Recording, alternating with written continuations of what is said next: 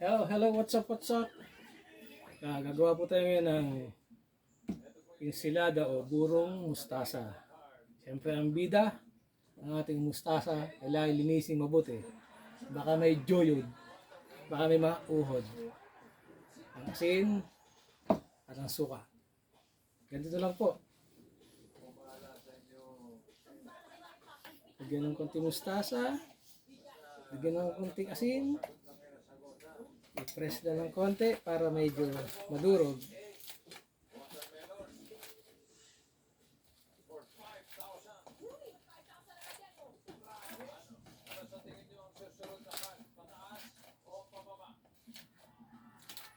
Ito ay ang version ni Kelmon ng purong mustasa. Lagay sa canister.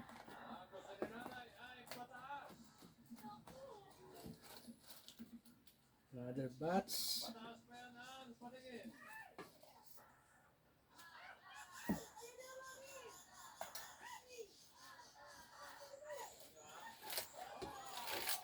Kailangan medyo basa-basagin lang ang stem.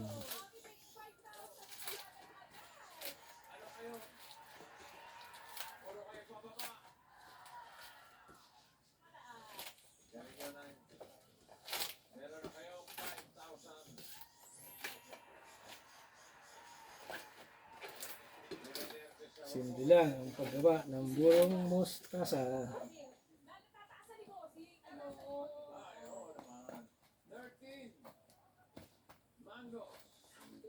Another 5,000 Nanay Esther.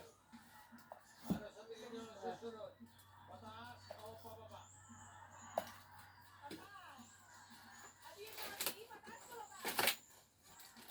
Yung susunod po, ano gusto ninyo? Ano sa tingin Kailangan bali-baliin ang mga tangkay para madaling malanta. Pababa daw.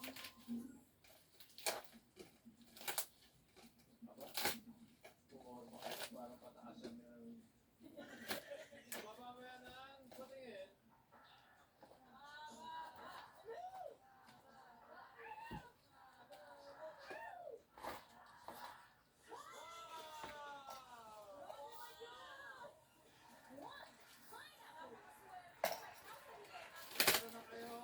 Kung malalaki ang mustasa, patuloy sa gitna. Masyado malalaki ang tangkay. Pineapple. Another 5,000. Ano sa tingin nyo ang susunod na card? Pataas o pababa? Pataas! Ang sabi ni nanay. Galing, 31. Pataas pa yan ang patingin. Saka natin lalagyan ng suka.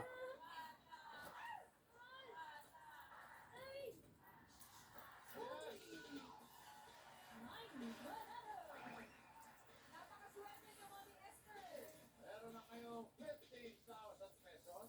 Para mababad ang mustasa. Ang card nyo ngayon ay 9. 9 bananas. Ito po, medyo pag-isipan nyo.